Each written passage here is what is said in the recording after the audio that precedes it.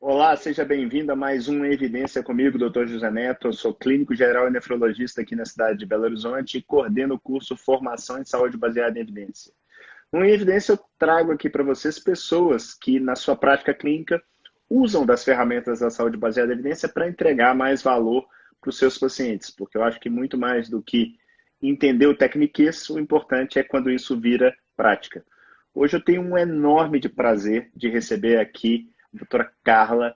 Carla me conheceu no momento, ela vai contar todos os meus podres para vocês. Não, não tem muitos, não é. Era uma Carla, leve antipatia. mas eu conheço a Carla de longa data. A Carla foi residente de clínica médica no mesmo serviço, onde eu durante muitos anos fui coordenador da nefrologia e onde eu também fiz clínica médica. Que eu Né? guardo no meu Então, coração. Roxo é especial. eu falo que foi onde eu virei médico, Sim, também. efetivamente, né? Então, também tem, saí de lá tem pouquinho tempo, tá indo para um Eu vi, mês, eu vi. mas tem um Coragem. carinho todo especial por tudo que eu consegui, galguei ali dentro. Carla, eu queria que você se apresentasse um pouco para o pessoal. A gente já começou falando da sua formação da residência, mas eu queria que você fosse até um pouquinho antes. De onde você é, onde você se Tá, formou, como é que você foi falar em Belo Horizonte e um pouquinho até você chegar em Santos, onde você está hoje. tá. Eu nasci em BH, e pequenininha ali com 5 aninhos, eu mudei para interior de Minas, que é Ipatinga. Eu acho que é a mesma cidade sua, não é? Eu sou de Patinga, por Minha acaso, família. mas sou de lá. Por acaso. Minha família é toda de Ipatinga. Eu já ouvi você falar nisso uma vez, que você é de Ipatinga. E aí eu voltei ali para Ipatinga e fiz minha segunda infância, adolescência ali, fui para BH estudar novamente, fazer terceiro ano, cursinho, faculdade, né? E aí, nesse meu caminho aí, eu conheci meu marido, acabei tendo uma gravidez não planejada, mas não desisti de buscar meus sonhos, que é estudar. E foi uma coisa até boa para mim, porque eu pensava em fazer qualquer curso na federal, eu não pensava em medicina, e quando eu tive filho, eu falei, opa, vou precisar de fazer um curso melhor, né? Pensar direitinho. E aí eu falei, por que não medicina? Uma coisa que eu sempre gostei, mas corria, sabe? Quando o diabo foge da cruz, que eu sei que a cruz é pesada, eu falei, não, medicina é muito tenso, para mulher é pior ainda. E aí com o filho ali na jogada, eu falei, agora eu vou fazer medicina. E aí eu fiz particular, que foi mais fácil para mim na época, eu estava com criança e tal, passei em particular e comecei na UniBH, fui da terceira turma da UniBH, uma faculdade que eu também tenho prazer de ter pertencido. Eu tenho até uma coisa para te contar. Eu fiz a minha live aí, a propaganda dela, e aí a Cíntia estudou com os 6 meses antes de você. Manda um abraço pro Neto e tal, ela foi minha Ah, professora. Eu fui monitora de passo dela 1 ano, então a gente tem assim, né, uma certa intimidade. caramba! E aí o doutor Breno falou assim, pergunta pro Neto do caderno da Cíntia. Ah, caraca! Eu vou te falar, de vez em quando eu brinco. Eu falo assim, eu já estudava saúde baseada em evidência na época de faculdade. Porque a pirâmide de Heinz, você usa os sumários. O meu sumário na faculdade era o caderno da Cíntia. Eu Para quem espero que ela estudava, esteja aí, que ela pediu para eu mandar uma lembrança, espero que cara, ou ela carinho veja depois. enorme pela Cíntia. Vou te falar assim, ela fazia cadernos que eram assim, obras de arte. Toda a sala tem uma. Na minha era Érica, Nossa! Silvinha, que deve estar por aí. A Érica já dá da SBE. É mesmo? Ah, Aham, vou te falar caderno que maravilhoso. vou te falar que Ginecologia. eu gastei bom dinheiro fazendo xerox do caderno da Cíntia. Eu também. Mas que Sim. legal.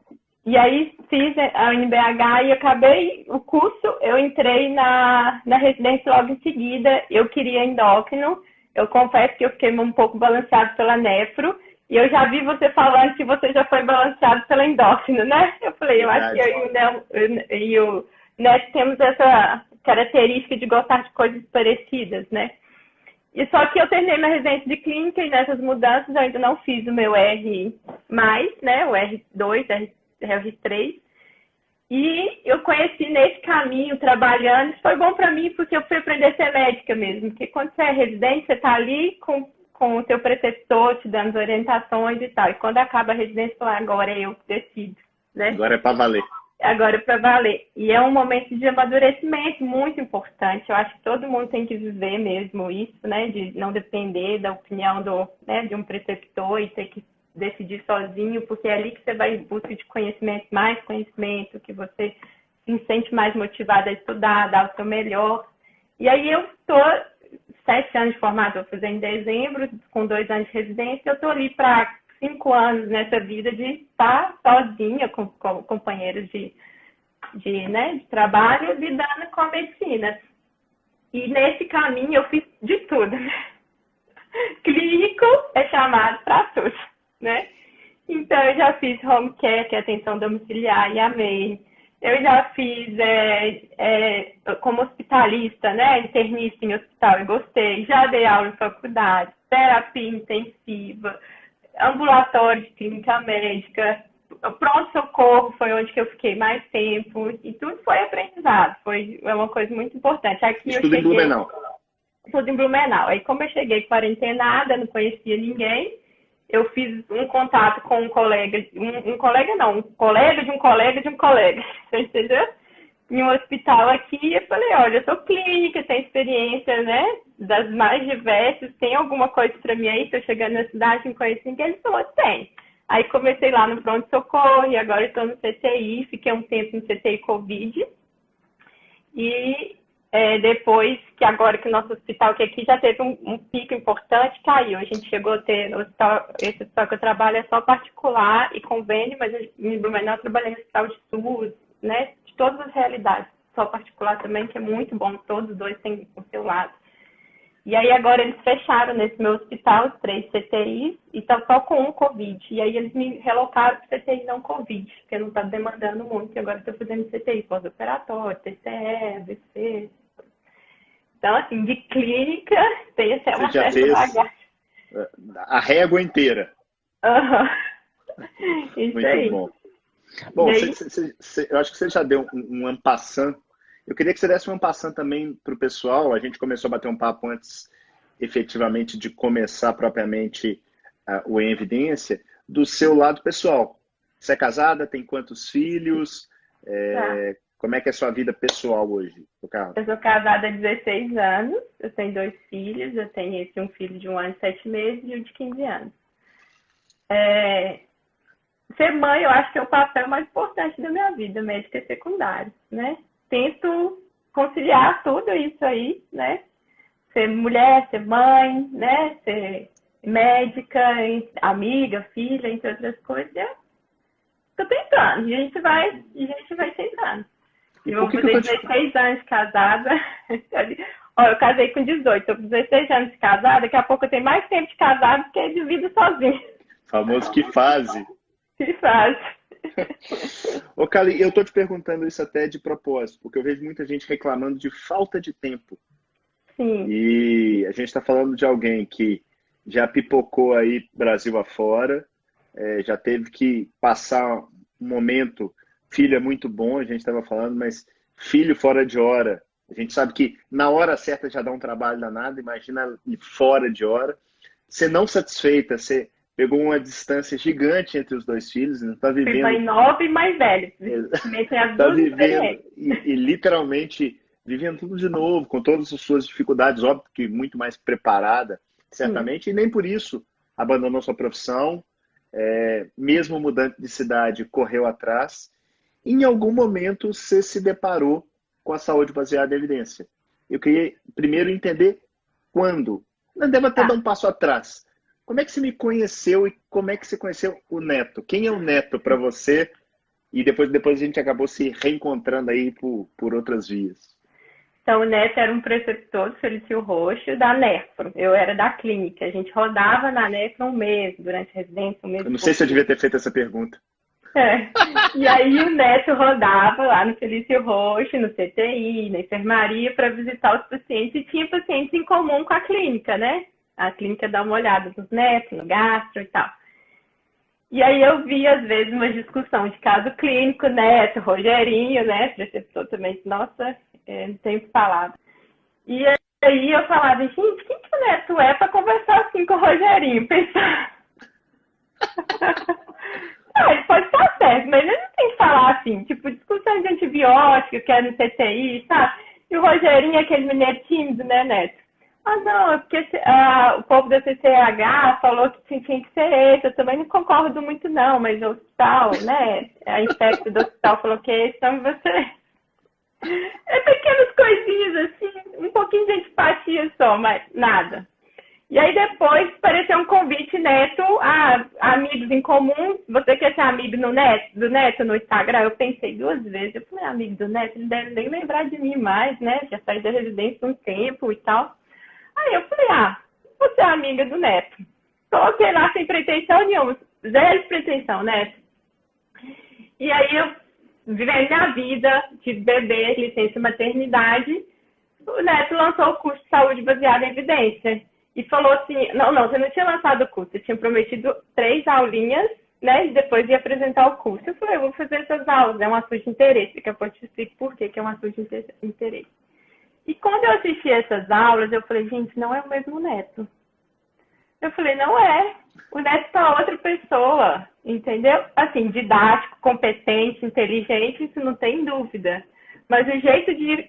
Você sempre foi, você não tem dúvida. E tipo assim, o que eu falo é coisinha pequena, você também não era, né? Um monstro, nada disso.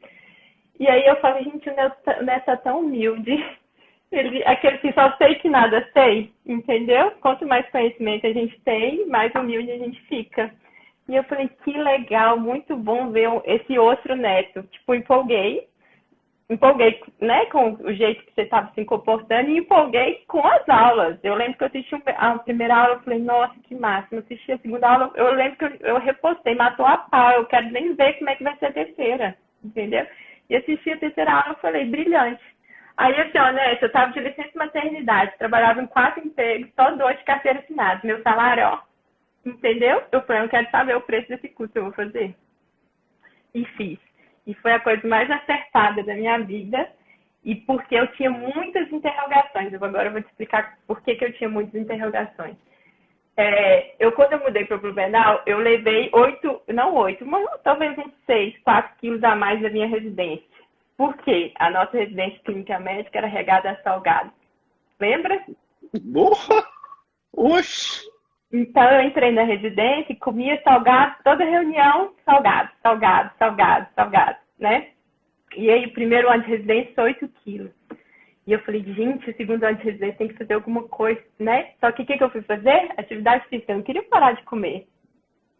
Aí eu contratei um personal, naquela época nem era. Eu era tão preguiçosa para fazer atividade física que eu falei, se não for com personal, não vai rolar. Então, eu pegava meu salário de residência e meio que entregava na mão do personal, você entendeu? E ele ia lá em casa, na parte lá da academia do prédio, 2 vezes por semana. E aconteceu uma coisa, né, que era óbvia para mim agora, mas que não era óbvia na época. Eu ganhei massa muscular, mas a capa de gordura estava lá. Ele fez o teste, ele falou, Carla, se você não mudar a alimentação, você vai ganhar massa muscular, você vai ficar com capa de gordura e com músculo, você vai, sabe, ficar até grandona, mais rígida, até melhorar o cardiovascular, só que emagrecer você não vai. Você conhece o Rafa Lund? Conheço, assisto várias. O Rafa fala que a verdadeira forda é a forte gorda. Isso. Bem isso. E aí, falei, gente, preciso mudar minha alimentação. Aí pronto, mas aí acabou a residência, eu mudei um pouquinho ali, eu consegui dos 8 quilos que eu ganhei ali no primeiro ano, perder 4, saí com 4 quilinhos da residência, mas muito bagagem de conhecimento, estava feliz, porque a residência tinha me entregado.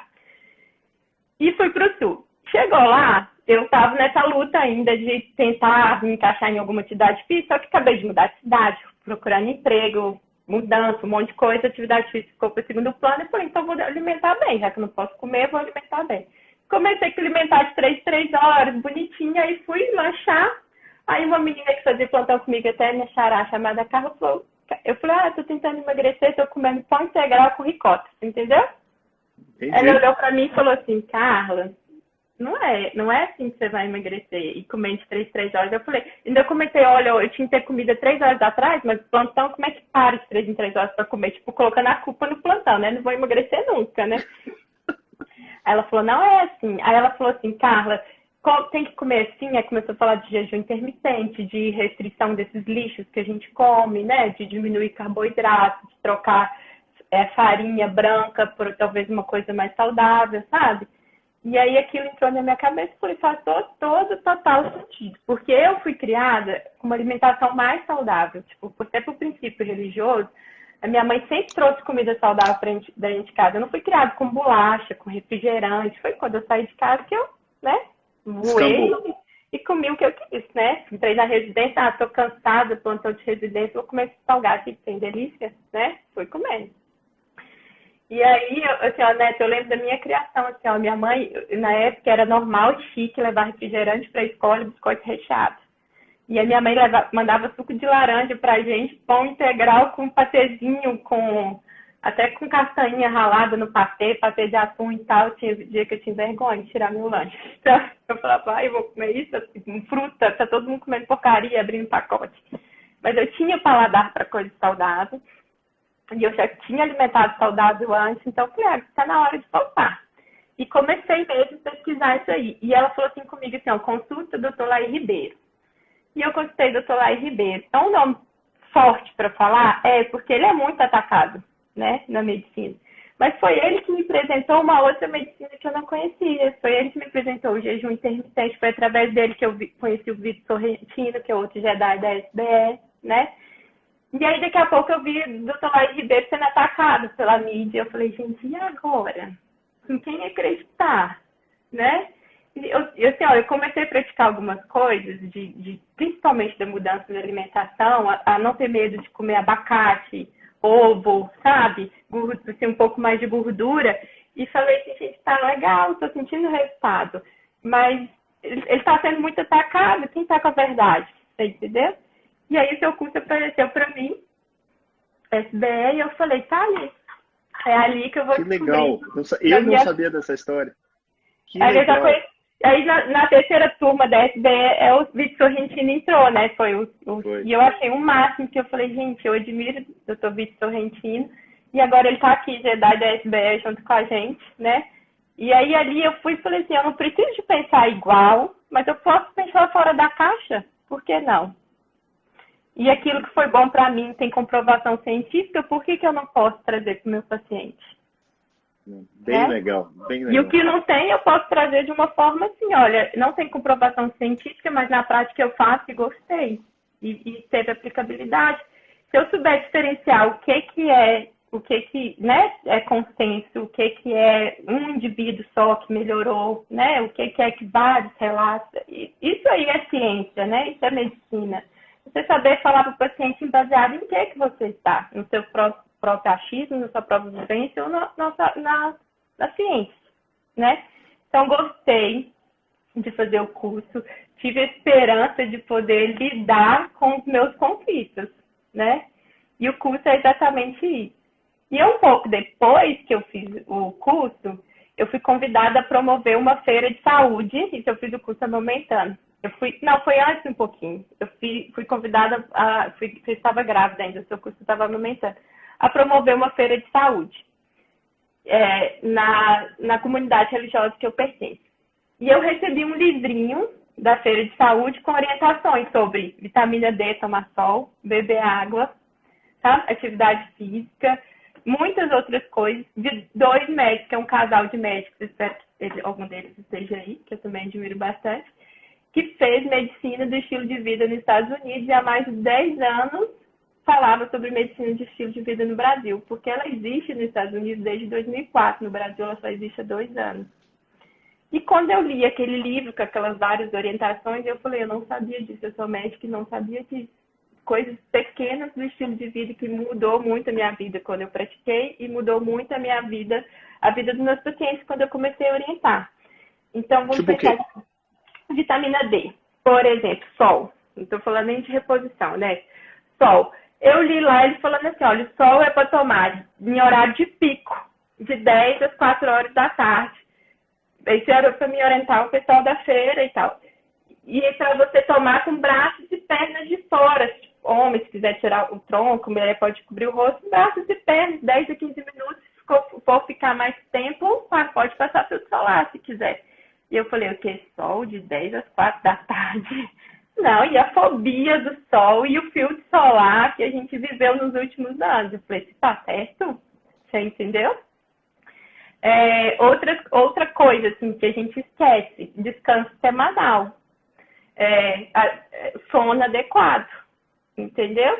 Então, eles vêm falando a importância do descanso semanal, do sono adequado, reparador, para cada faixa etária um sono.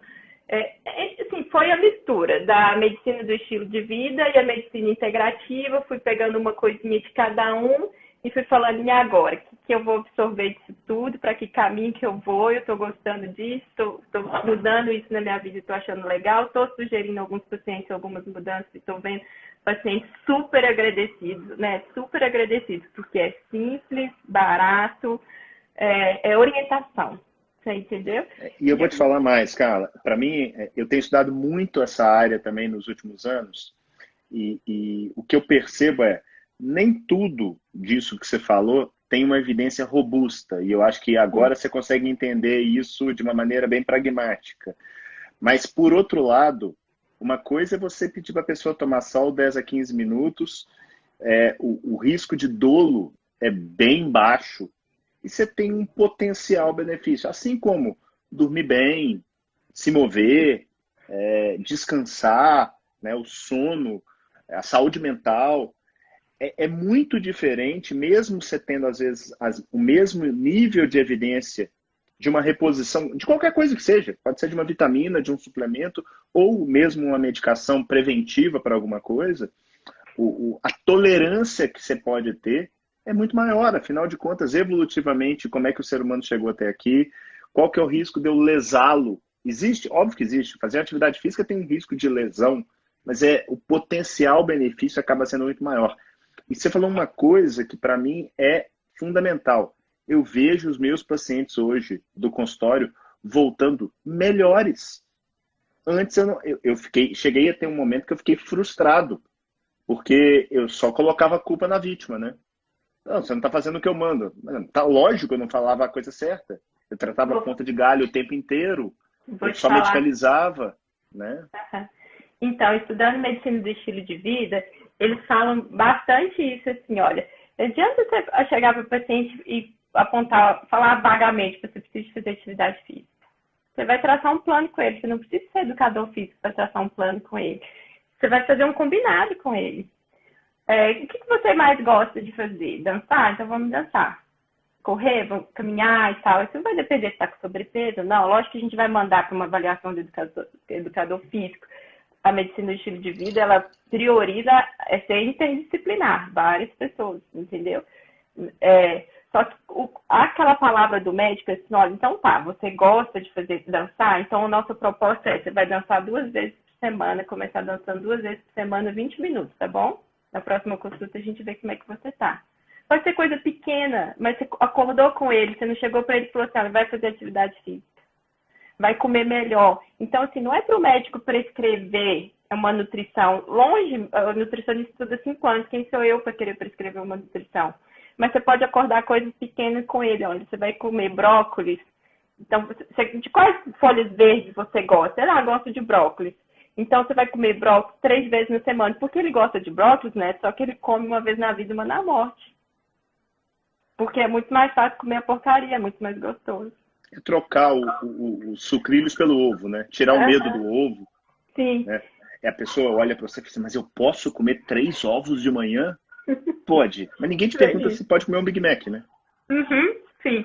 Eu falo que, assim, às vezes, eu estava orientando até a minha prima, tipo, que ela estava fazendo sucos verdes e tal, e aí eu falei, é importante até a pessoa, se ela vai começar a comer verde através de líquido, que ela não aguenta comer comida, deixa ela tomar o suco verde, ele tem fibra, tudo ali é o início para ela começar, ela vai sentir bem com aquilo, tem vitamina C, tem verde, ela vai sentir bem, ela vai ver que é importante comer bem, nem que seja beber bem, por exemplo.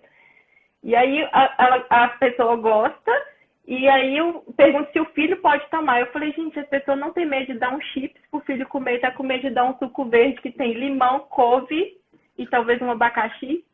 Você entendeu? Não, eu vou te falar que as pessoas nós desvirtuamos completamente aquilo que o ser humano evolutivamente cresceu fazendo. Em todos os sentidos, né? De dormir bem, de descansar, Eu de tenho uma coisa comer. que é ensinar a passar, né? É isso aí. Eu gosto muito de usar Ensinar isso. a comer comida de verdade, a comida que já sempre esteve na natureza. E diminuir muito o industrializado que está pronto, E né? isso que você falou, eu falo muito com meus pacientes o seguinte, olha, o que eu vou falar aqui para vocês é super simples, mas não é fácil. É mais ou menos o seguinte, parar de fumar. É simples, mole, para. Mas não é Uhum. fácil. Então, precisa nessa hora do médico entrar ou diretamente ou indiretamente e ajudar para que aquilo se transforme em uma ação efetiva, né? E aí eu tenho estudado muito a respeito de psicologia, a respeito de hábito, a respeito Também. de Comportamento. filosofia, comportamento. Por quê? Porque chegou um momento que eu falei assim, tá bom, eu estou entendendo, eu acho lindo, eu sou um cara que valoriza demais a ciência, mas tem hora que assim, é igual jogada ensaiada no futebol. É jogada ensaiada sem combinar com a defesa. Então, Receita pronta da gaveta, né? é isso aí, não vai funcionar. E aí, eu puxando para Cada esse indivíduo é lado, um indivíduo, né? Você tem que falar a coisa certa no momento certo pra você virar a chave. Por isso e você aí eu tem que queria conversar. eu queria te provocar agora. Como é que, eu concordo plenamente com o que você está falando, mas como é que a ciência entrou na sua vida? Porque a ciência ela não é individualizada. A ciência ela é muito mais norteadora. Você trabalha com média, você trabalha com epidemiologia, você trabalha com amostra. Como é que a saúde baseada em evidência entrou nesse sentido para te alicerçar? Eu acho que eu já te contei uma vez que na faculdade eu fiz um projeto de pesquisa e extensão. Eu fui ter aluna bolsista, assim, ó, eu já estava lá no internato, aí minha faculdade lançou um projeto de pesquisa e extensão que nunca tinha tido antes, que era uma faculdade até nova, e eu falei, vou lá fazer pesquisa, né? Eu sou médica, que máximo. E aí tinha que concorrer às vagas lá, e tinha uma bolsa e eu consegui essa bolsa. E a gente foi fazer esse projeto de pesquisa e extensão e a gente tinha uma verba legal para fazer esse projeto de pesquisa e extensão. Era meu professor de pediatria que orientava. Era uma área que eu nem gostava de pediatria, nunca pensei em trabalhar com criança, mas eu fui pela ciência. Eu tive essa loucura, passou na minha cabeça. Uhum. Eu lembro que você falou em alguma live que pensou em pediatria. Eu não gosto de ver criança sofrendo, não, sabe? Acho fofos, mas não consigo lidar, assim, o sofrimento do adulto eu ainda, né? Tolero. Tolero, mas assim, ó, quando eu virar as costas, eu, sabe? Corre uma lágrima. Dependendo da circunstância familiar, então escorre duas, entendeu? Quando eu vejo pacientes abandonados, sabe? Filhos brigando em vez de estar unidos no momento da doença. Enfim, eu falei, criança não, muito sofrimento, né? Por isso que eu estou na área de adulto. Eu até perdi aqui o que eu estava falando, Neto. Não, eu estava te perguntando a respeito de como que a ciência entrou na Então, sua tá. vida. Aí a gente foi fazer esse trabalho. Então, era um Isso. trabalho, era a minha primeira vivência com ciência, esse trabalho de pediatria. Neto, hoje eu olho para trás e olho esse trabalho depois do seu curso, eu falo, gente, coisas simples que a gente poderia ter mudado no desenho do nosso estudo, que a gente deixaria nosso estudo de medíocre para fabuloso. Não foi um estudo ruim, mas ele poderia ser bem melhor. Que ele era reposição de ferro, sabe? Então, comparar a reposição de ferro semanal, se tinha o mesmo efeito com a reposição diária, sabe? E a gente deu todo o trabalho de ir lá, coletar o hemograma das crianças que as mães autorizaram de uma creche de Belo Horizonte, de pesar, de medir e de propor esse tratamento assim e coletar depois. Só que a gente não teve um grupo controle. A gente só viu se ficou com anemia ou não. O grupo controle que eu falo não é deixar de dar ferro, isso é um pecado para as crianças. Mas o outro vai tomar então todo dia. E esse vai tomar uma vez por semana só. E aí a gente também não tinha o controle, tipo assim, a gente acordou com os pais deles fazerem a administração assim, ou com a escola, não lembro se eram os professores que davam os remédios, mas e se não tomou, e se vomitou, e se não registrou que vomitou, acho que tinha até certo controle, mas era muito confiar, né? Então, algumas coisinhas assim que eu falo, gente, se eu tivesse a noção da SBE, eu tinha dado várias ideias para a gente fazer diferente, tá? Mas foi um trabalho bom, eu lembro que minha professora usou como base para a tese de mestrado dela, foi uma experiência ótima, e é bom olhar para trás e ver que a gente mudou o mindset, pensar. Sabe que eu né? tenho essa mesma impressão? Eu fiz iniciação científica 3 anos, e quando eu olho para trás, eu participei de alguns trabalhos que eu falo assim, gente, um quezinho aqui podia ter feito, assim, ele ficar muito superior do que já foi. E olha que eu participei, inclusive, de randomizados na época da minha iniciação científica. Mas é realmente, naquele momento, para mim, era um saco. Eu não conseguia enxergar a grandeza do que é, por exemplo, a randomização, do que é ter Pois, um né? grupo controle. Eu não sabia nada, né? Eu não sabia nada. Eu estava indo lá ver o que que era ciência, então eu não tinha como opinar, né? É, mas, e aí isso se deu com esse trabalho e se deu também, por exemplo, estudando esse livro que eu tenho aqui de medicina baseada em evidência, eu começo a ler ele e aí eu começo a ver assim, olha, estudo de associação mostra isso, né? Associação, aí eu escrevo de todo tamanho, associação não é causa, entendeu? Virou um jargão. Aham. Vou lá e olho o estudo, sabe? Aí quando eu vejo um trial, eu já fico mais feliz. Eu falo, ai, que legal, que tá falando que foi um trial, que comprovou isso, sabe? Então muda tudo. A forma de você ler. Olha, o livro, ele é todo em inglês, veio dos Estados Unidos. Eu podia chegar e falar assim, nossa, tudo que tem nesse livro é verdade. É o povo americano falando que máximo, que não sei o quê, né? Mas aí eu já olho, eu já consigo julgar. Tipo, tá, até quando eu vou aceitar essa informação, né? Tem informação melhor do que essa por aí? Pode ter, vou pesquisar, vou ver se eu acho outra coisa, entendeu? Então, se a gente aceitar passivamente o conhecimento, acabou. Depois da saúde baseada em evidência, nenhum conhecimento é passivo. Eu posso aceitar uma informação por princípio, por fé, por acreditar, mas eu sei que eu estou baseado no meu princípio religioso, por exemplo, na minha fé, no meu achismo, na minha vivência, mas não na saúde baseada em evidência. Não tem problema nenhum, eu só tenho que discriminar o que é o quê, entendeu? Perfeito, perfeito, exatamente. Então, A partir do momento que você escolhe, tá tudo bem. Mas desde que você tenha ciência do que você está escolhendo. e que Para eu mim, sei... essa parte que você falou agora, para mim, vale a live. É simplesmente isso. Assim, eu não tenho problema nenhum se você tem fé, até porque eu tenho a minha também. Se você tem seu achismo, sua opinião, mas saiba que é aquilo. Que não é necessariamente o que você acha, não é necessariamente ciência. O que é melhor, né? Se a gente evita discussões. Porque quando você está com viés de confirmação, quando você pega todos os artigos para provar o que você acredita, você vai achar. E o outro também vai achar.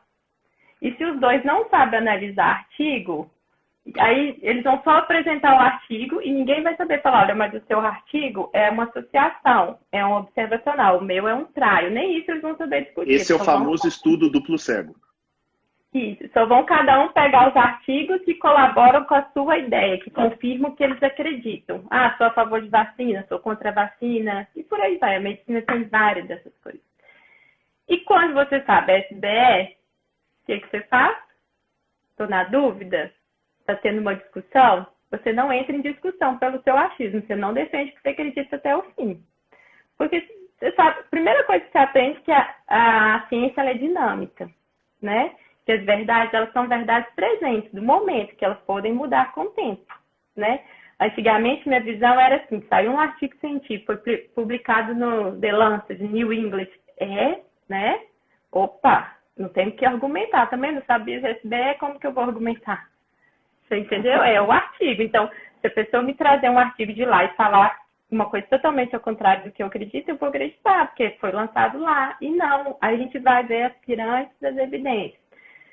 Assim, ó, né, você dá uma aula que eu acho que não dura 5 minutos. E que também não dura 5 minutos para a gente ver o artigo. Você vai no resumo e vê do que se trata o artigo. Não é isso? Vê qual que é a pergunta, o que ele está propondo se responder. Você quer saber aquilo ali mesmo? Não adianta falar, tá, o artigo ali em cima é de low carb, um assunto de interesse. Mas às vezes a pergunta sobre low carb você não quer saber, você já tem a resposta, você já estudou, né? Depois você vai na metodologia e vê o tipo de estudo. É a melhor evidência? Existe evidência melhor? Ah, não é, então né, vou depois. Não, esse aqui não, vou procurar outro. Não vou gastar meu tempo. E é o que você fala, tempo é precioso, né? Achou um artigo bom que responde a pergunta que você queria, a pergunta fix, não é isso? Vai lá no sumário, responde a pergunta que você queria. Vai lá na metodologia, respeita algumas coisas que você acha básico, que você, né? Você não quer... Você está na dúvida de uma coisa, você não quer pegar... Só se a associação for a melhor evidência, mas você não quer ir atrás de um observacional para responder uma dúvida, entendeu? E aí você vai ler. E aí você vai deixar a conclusão por último. E o que a gente faz na faculdade de medicina o tempo todo? Direto na conclusão, porque o artigo falou aquilo, foi lançado na revista tal, o artigo que o meu professor trouxe, ele deve ser bom. Não necessariamente. Deve não. Ele é bom. A gente sabia ler, mas não sabia analisar. E olha só, eu fiquei em stand-by, estudei medicina baseada em evidência e não pratiquei muito. Bebê, voltei para minha rotina e urgência, né? Que é o que você sempre fala, urgência não tem o que duvidar. Meu paciente está bradicardizando, chocado, 2 atropina, volume, estabilizo ele, hemodinâmica. Entendeu? É medular, você não tem que ficar argumentando. É bom, sabe? E de tempos em tempo, a sociedade solta lá, né, de terapia intensiva, de a TLS solta uma coisinha ou outra que muda, se atualiza ali e aí você vai fazer aquilo. É medular, não tem, ninguém está questionando, todo mundo está fazendo, né?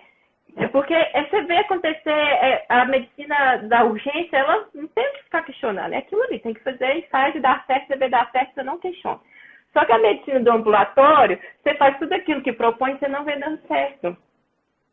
Você está aumentando medicamentos mais caros, combinando medicamento e o paciente está te voltando pior. É totalmente diferente. Eu vou te falar assim, a gente até vê a ciência mudar coisas na urgência, mas a urgência, eu concordo com você, ela funciona. A doença aguda, ela consegue ser tratada pela medicina. A doença crônica, nós somos pífios. Pífios. Sim. Aí tá. É isso que me traumatizou. Cara, isso que você é nefrologista. Doentes crônicos, né? Eu vi o paciente piorar na minha frente, eu não conseguia fazer nada. Ciência renal, né? Só progredindo, diálise, né? E agora proteinúria. Proteinúria, era o que eu olhava. Bem isso. E aí eu peguei e tô naquela vida lá, não tô precisando, tô sabendo mais ou menos, dominando, vivendo, CSBE, mas não tô tendo muito questionamento, não tenho uma pergunta pico, assim, eu não sou aquela especialista que precisa ficar interrogando se vou fazer isso, se não vou fazer aquilo outro. E aí veio o Covid, Neto. Ninguém sabia nada do Covid. E aí comecei a ter dúvidas e as pessoas começaram a me perguntar como médica e foi aí que a SBE tornou prático na minha vida. Você entendeu? E aí eu lembro que a minha amiga está aqui, a Silvinha, ela ficou, Carla, olha esse artigo do Prevent, parece que é bom, está defendendo hidroxicloroquina, o que você acha e tal. Eu demorei até um pouco para ir lá ver, mas aí eu tive contato com o artigo, vi, falei com ela a minha impressão, 2 dias depois você foi, leu o artigo e falou, gente, eu estou falando desse artigo aqui porque vocês me pediram muito, mas a minha impressão desse artigo é essa. E eu fiquei tão feliz, porque um conhecimento que eu pus em prática. E eu falei, gente, eu pensei exatamente igual o Neto, fiz escola, virei aluna mesmo. Não igualzinho, tá, Neto? Pouquinho mesmo. A gente vai, cada dia que passa a gente vai melhorando, né? Não, eu sou bebê, tô engateando, né? Bebê, acho que recém-nascido, nem bebê, acho que nem engateando ainda. E você já tem uma experiência de tantos anos, né? E então é lógico que você trouxe mais pontos que eu não trouxe para minha amiga, mas o pensamento foi similar. A importância que o artigo teve para mim foi o mesmo que teve para você, não muita. Porque ele tinha falhas que não me deixava falar, esse artigo é excelente, vou prescrever cloroquina para todo mundo. Não foi assim. E isso foi acontecendo com outros artigos. Então, aquele do Lancet que foi publicado, esse viés aí de autoridade, nem é viés, falácia de autoridade, ele foi jogado em todos os WhatsApp falando, a revista tal, de renome, publicou o artigo tal. Eu só falei, gente, é um estudo observacional, não consegue conferir causa. Eu nem li o artigo todo. Depois eu vi você fazendo uma live e falei, gente, eu nem li. Eu só vi que era observacional. E o povo tava, falando, agora está definido, hidroxicloroquina faz mal. Com aquele artigo que depois foi publicado. Então, você falou, passei o olho no artigo e falei, não é com essa evidência que eu vou falar que ela serve ou que ela não serve. E aquele negócio da hipótese nula que você sempre fala, a gente tem que provar que algo é bom para ser adotado, não que é ruim para não ser adotado. Então, eu falo assim, aí eu lembro que assim, eu até cheguei a escrever sobre Covid, você vai tomar esses remédios por quê? Por medo, por esperança, por consulta médica, porque consultou ciência, por que você vai tomar? Cada um vai tomar por um motivo diferente. E publiquei, escrevi, falei, olha, na falta do consenso, a gente vai ter que individualizar, sabe? Talvez um jovem também não acha que tem benefício nenhum da medicação, você não vai dar, mas talvez um idoso que está com medo, que acha que a medicação é a solução, que você consegue acompanhar o efeito colateral fatal, talvez você individualize e consiga dar naquele contexto ali, da falta de consenso das evidências, entendeu? Porque é a mesma coisa, proteger a hipótese nula, né? E não causar, né? Primeiro, não lesar. Então, você vai conversar, falar, olha, não tem evidência suficiente, mas às vezes o paciente quer porque quer, porque quer. Não adianta você não prescrever e ele para o outro prescrever e nem acompanhar os efeitos colaterais, deve ser o paciente. Então, você chama ele para você. Você entendeu? Então, vamos fazer a letra agora, no terceiro dia. E vou te falar mais, Carla. Eu fiz uma live, acho que foi semana passada, que eu falei muito dos princípios de bioética, que são coisas... Eu vejo muita gente falando de ética, mas as pessoas não entendem, às vezes, efetivamente, nem o que é ética. Existe um princípio que é o princípio da autonomia da ética, né? Então, a SBE valoriza isso, né? A posição do paciente. Isso, os valores e as preferências são respeitados. Agora, é fundamental você, como profissional, conseguir transformar aquela informação em algo palpável. Não basta falar funciona ou não funciona. Tem que dar um pouco mais de substrato para aquela pessoa entender e poder decidir, não baseada naquilo que saiu na Veja, né? Não, e o que é mais triste, por posição política, né, Neto? Então, eu via claramente nos meus grupos de WhatsApp quem era a favor do Bolsonaro e a favor da hidroxicloroquina, quem era com... Então, a gente não pode ser movido pela política, entendeu? Cara, eu vou te falar, eu estava conversando hoje com o Guilherme, a gente estava reunindo, aí eu falei assim, Guilherme, é impressionante, porque aqui no Brasil a coisa está tão polarizada que quando eu falo que eu acho que não se deve dar cloroquina no cenário de Covid, eu sou esquerdista. Peraí, como assim? Que loucura que é essa? De onde tirar? Então, eu consigo hoje ver duas pessoas, uma defendendo cloroquina e outra atacando, e as duas estão falando bobagem. Por quê? Porque perdeu-se completamente o espírito da ciência, que é literalmente proteger a hipótese nula, que é não lesar, que é o princípio da beneficência, o princípio da não maleficência. Isso tudo foi jogado no lixo. Então, isso que você está levantando é algo que me dói profundamente, porque, por outro lado, eu vou ter exemplos de como não fazer da pandemia para os próximos 50 anos, né? Porque o que aconteceu nessa pandemia, você está louco. Vou falar da dexametasona. Antes do trabalho sair, pré-print, parece que era positivo, saiu lançado que era para usar e começou a usar. A gente não tinha dúvida que corticoide em paciente inflamado tem um benefício, né? Só eu vou te falar que quando eu vi esse trabalho, cara, eu fiquei empolgado. Eu vi o pré-print, esperei sair na revista, né, o peer reviews, e eu falei assim, olha, muito legal, ciência bem feita, mas me ficou essa sensação de uma certa maneira. Eu falei, será que na prática vai funcionar? Porque esse paciente, de maneira geral, ele já está tomando corticoide. Seja porque ele tem um choque séptico, seja porque ele fez uma SARA grave, muitos desses já estão no corticoide, então... E assim, a afobação, né, Neto? Não saiu ainda do trabalho e todo mundo afobou e agarrou naquela esperança. O medo é tão grande que o povo agarra em todas as esperanças. Seja elas, seja elas esperanças que até tem plausibilidade, que, né, todo médico sabe que o corticoide traz até. Poderia ser o contrário, se fosse o contrário. Sim. Você entendeu? Que o estudo até fala que nos casos mais leves, não, né? Até teve desfecho até pior, não é isso? Usar corticoide antecipadamente, precocemente. Então, corticoide... Apesar de não significativo, a tendência foi de piores resultados, você tem razão. Sim, e ainda tem isso, né? Tendência de pior resultado, mas não significativo. Então, se você domina esse conhecimento, você vai vou usar corticoide, uma paciente asmático, DPOC, já usa corticoide a vida inteira, vou tirar, né? Porque alguém falou que corticoide aumenta a replicação viral e faz mais mal. Calma, né?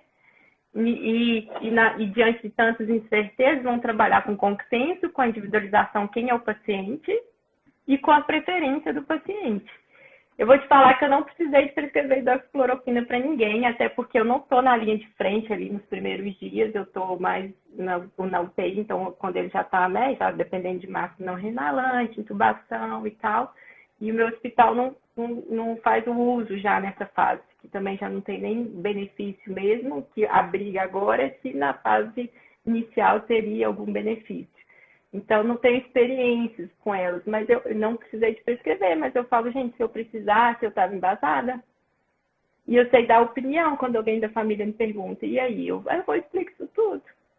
Olha, eu li isso, sei isso, penso isso, nas suas circunstâncias com a sua doença, eu acho que pode ser isso, né? O que você acha? Você vai tomar, não vai tomar? E a gente vai conversando, é conversar. Termos diagnósticos, você acha que você melhorou seu modo de pensar? Em termos de probabilidades? Né? Muito. Porque eu fazia empiricamente a probabilidade pré-teste, teste e pós-teste. Todo médico faz isso meio que de forma empírica.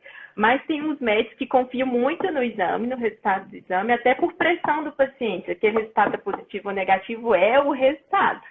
E ele esquece da acurácia, da especificidade, da sensibilidade, da chance, né? E aí, às vezes, está na cara dele que não é aquela doença, mas veio positivo, então eu vou tratar, é positivo. E está na cara dele que é aquela doença e veio negativo, ele não faz reteste, porque é negativo. Entendeu? E aí, aquela aula sua, quando me perguntaram no grupo qual que é uma das melhores aulas, eu falei, aquela, porque parece simples, mas a medicina se faz ali. Então, saúde baseada em evidência não é só ler artigo, ter domínio de artigo, é muito mais do que isso. Ela traz... Eu vou te falar aqui, mas é muito mais do que isso, literalmente. Ela consegue dar nome e dar nome de pessoas, de pensamentos que nortearam a medicina, por que você faz assim hoje? E por que você toma tal conduta hoje? Por que a probabilidade pré-teste é tão importante depois do teste e depois da pós-teste, né? E como que diagnóstico realmente é difícil, que você tem que deixar o seu paciente tranquilo e falar, olha, não é talvez só o exame que vai te definir seu diagnóstico, tem muito mais coisas por trás. E se vier negativo e você tiver a clínica soberana, né? E se tiver a clínica soberana, por que não começar algum tratamento, propor alguma coisa, né? E eu vou te falar, Carla, assim, falando em evidência, né? Porque todo mundo fala assim, evidência, artigos e tal. Talvez o grande pulo do gato seja descobrir o que não ler e não o que ler. Porque depois que você descobre o que não ler, você tem esse filtro, não leia isso. Beleza, ler aquilo criticamente não é complicado. Com um pouquinho de treino você aprende. Né? É encontrar o que você, onde perdeu o seu tempo. Talvez essa seja para mim o grande pulo do gato no bloco da evidência, porque a evidência é feita de evidência, experiência e valores do paciente, valores e preferências. Mas esse bloco de evidência, eu vejo as pessoas patinando, né? Elas acreditam na primeira evidência que aparece no grupo da família do WhatsApp, infelizmente. Saiu no jornal, né? Nossa, não, mas aí já é um nível mais alto de evidência, né? Saiu do grupo da família, saiu no Jornal Nacional, aí no Fantástico, então, literalmente virou a bola da vez. Carla, a gente está caminhando aqui, eu tenho mais uns 5 minutos, deixa eu ver aqui. 7. Uns 7 minutos, beleza. Acho que dá mais um tempinho para a gente conversar. Eu queria o seguinte, saber de você. Hoje, você acha que a saúde baseada em evidência é essencial na sua profissão como médica? Você acha que ela faz a diferença? A Carla de hoje é melhor ou é diferente, vamos dizer assim, em relação à Carla de um ano atrás? Neto, outra. Que eu te falei, não é artigo científico. Às vezes eu nem vou lá gastar meu tempo no artigo científico. É o modo de pensar. É o modo de fazer medicina. E eu olho para os meus colegas que ainda não se interessaram por isso, que ainda não viram necessidade de fazer um curso assim. Alguns já foram para minha influência. Tem vários aí. Depois te falo todo mundo que está no grupo aí, que eu fiquei, vai lá, você vai gostar e tal. Outra coisa, eu fico, gente, como que a gente propõe fazer medicina sem saber medicina, sem saber saúde baseada em evidência, sem saber SBR? É diferente a forma de fazer medicina. É totalmente diferente. Não se aplica a medicina, se aplica a qualquer área da saúde. Porque o que eu defendo mesmo, através da medicina do estilo de vida, é multidisciplinaridade. O ser humano, ele é tão, para doenças crônicas, né? Ele é tão complexo, é tão difícil mudar alguns hábitos dele que você sozinha não vai conseguir, ele sozinho não vai conseguir, é uma equipe. Vamos pensar em obesidade, alimentação inadequada, diabetes, até padrão de sono, né? Porque tem pessoas que gostam de ficar Netflix até de madrugada, acham que isso não faz mal, não consegue mais dormir cedo, quando você propõe para dormir cedo, que é um alprazolam, né? Então, você vai ter que... Você comentou aí um negócio, eu queria a sua opinião. Qual que é a sua percepção de participar do grupo, participar da comunidade de Jedi da SBE, trocar ideias com pessoas que estão no mesmo barco? Alguns num nível à frente, outros atrás, mas esse network, o que significou para ti? É muito legal, porque eu, um pouco tímida, eu não conversava muito. Depois que eu vi, né, pelo Covid, que eu estava entendendo um pouco mesmo, eu comecei, você viu que eu fiquei até falante lá, né? Comecei a falar, gente, eu vi o NNT de vitamina D, olha que legal, o número para lesar é o mesmo número para tratar. Eu vi da varfarina, gente, o que é isso? A gente usa varfarina como, sabe? O número para lesar é maior que o número para tratar. Neto, vou te falar isso aí, uma descoberta incrível. A gente dá a simvastatina achando que todo mundo vai ter o benefício da simvastatina. Aí você vai descobrir o número necessário para tratar. Às vezes você tem que tratar 20 para um se beneficiar. Então você pode até falar com o seu paciente, eu estou te dando um remédio, mas nem sempre a gente vai conseguir o benefício dele, porque não é todo mundo que tem o benefício dele. E eu não sabia disso, assim, não tinha essa noção. Você entendeu? E quando eu jogo lá, aí vem enxurrada de artigos, de opinião, às vezes a favor, às vezes contrária, mas todo mundo assim, ó, se respeitando, né? Sem ninguém polarizado, sei lá, com discurso, né, muito agressivo. E aí você pega ideia de um, você pega... Achar a mágica do negócio é ouvir os dois lados, né? E ter uma base para você formar a sua opinião e descobrir o que é ciência, o que é achismo, o que é fé, e diante do paciente colocar para ele. Pela ciência a gente vai fazer isso. Pelo que eu acredito que é legal, sabe? A gente pode fazer isso. Apesar de não ter comprovação, é ser honesto, assim, com o seu paciente. Eu acho que mudou tudo. Não, e eu vou te falar assim, eu estudei muito e quis colocar para vocês a questão da filosofia da ciência, do primeiro não lesar, do princípio da hipótese nula, dos princípios da bioética, da não maleficência, tudo isso porque isso te alicerça. Você literalmente, quando você está na dúvida, e muitas das vezes a gente está não em preto e branco, mas em 50 tons de cinza. Isso foi mas a no melhor fundo a gente frase. precisa definir, né? No fundo a gente precisa definir. E às vezes a gente tende a definir por fazer. E às vezes o não fazer pode sim ser a melhor opção. Mas Sim, essa mentalidade de menos é mais, vamos devagar, né? Vamos mexer na assim, base, vamos mudar hábito. É óbvio que isso não pode te paralisar, mas Sim, não. tem que te fazer pensar, né? Tem que te colocar realmente numa posição de desconforto permanente, usando exatamente o que você comentou mais cedo, que a ciência é uma verdade dinâmica e está tudo bem. Hoje a gente pode estar falando uma coisa e as pessoas falam assim, não, porque você é contra a cloroquina. Eu falei, amigo, eu não sou contra a cloroquina, eu só estou falando que não tem evidência robusta o suficiente para me convencer de que dá é melhor do que não dá, é só isso. Eu não estou torcendo contra ou a favor, não. Pelo contrário, eu queria que aparecesse amanhã uma droga mágica que fizesse acabar essa porcaria, que eu pudesse sair de casa tranquilo, sem ninguém me olhar torto porque eu estou sem máscara. Então, queria muito que acontecesse isso. Carla, acabei de ser avisado aqui pelo Instagram que nós temos 2 minutos. Eu queria te agradecer enormemente. Foi um prazer revê-la. Você é uma menina que cresceu muito aí na sua caminhada. Tem uma bela história de vida. Nosso bate-papo aqui foi ótimo. Eu conversaria mais 1 hora contigo, mas queria te dar um tempinho para você se despedir. E lembrando, para quem já foi Jedi da SBE, nós estamos essa semana com renovação para ex-alunos, para participar da comunidade e ver as novidades que estão ali dentro. Carla, por favor, a palavra, muito obrigado.